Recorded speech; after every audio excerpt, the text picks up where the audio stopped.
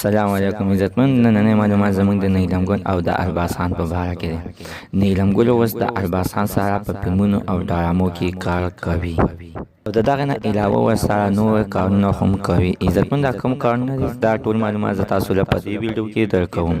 د دې هر څه نه مخکې زه تاسو ته دا یادګینه کوم تاسو کو چې زموږ په دې چینل کې نوي وي حتما د زموږ دا چینل د سبسکرایب خوا کې سره د ټاله نشان وای چې خره یو نوي معلوماتي ویډیو تاسو ته په اسانۍ باندې درورسي. عزتمنو نیلم ګل اوس ارباز خان سره په کومه طریقه باندې په فلمونو کې کار کوي او دا ارباز خان څنګه خپل ځان ته راوستله او ځان سره په فلمونو کې واغستله. عزتمن دې د چې سټیم کې خپل خاوند طلاق ورکولو او ارباز خان ته پته ولګېده چې نیلم ګل ته خپل خاوند طلاق ورکولو راشه اوس ځان ته ډرامو او فلمونو ته یې نو ارباز خان ورته ډېر اپر وکړو راځه ما سره د فلمونو او ډرامو کې کار کوه. نیلم ګل ورته انکار کړو نه زه نشم کولی ځکه چې زه چې کار کوم په خپل کور کې به یې کوم بهر ته ورپسې نور نشم تللی. او نیلم ګل ورته دا هم ویلو چې زما د زور زور دومره نشته دی چې نور وګرځم د ګرځېدلو کار سره مې نور نه لګي په فلمونو او ډرامو کې کار کوم.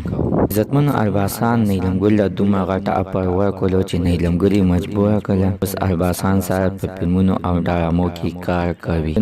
نیلم ګل ته یې کور واغستلو او د نیلم ګل د بچو ټوله ذمهواري ارباز خان په خپل سر باندې واغستله. دغه شرط باندې په دغه شرط باندې چې چېرته کې موږ فلمونو ته ځو ته به انکار نه کوې موږ سره به فلمونه سازوي او موږ سره به فلمونو ته ځي په هر شان وي تا به موږ د شپې خپل کور ته رارسوو. نیلم ګل سره دا خبره ومنله صحیح ده بس ماته منظوره ده. عزتمن اوس ورته ارباز خان کور هم اخیستی او د بچو ټوله ذمهواري په خپل سر باندې اخیستې ده. نیلم ګل د خاوند نه اوس ښه پاتې شوله ښه خوشحاله زندګي کوي. زموږ نننۍ معلومات د دې پورې د نوي معلوماتو په اساس زموږ همدا چینل ته سبسکرایب کړئ خوا کې ورسره د ټلې نشان ووهئ ښایي یوه نوې معلوماتي ویډیو تاسو ته په اسانۍ باندې در ورسیږي.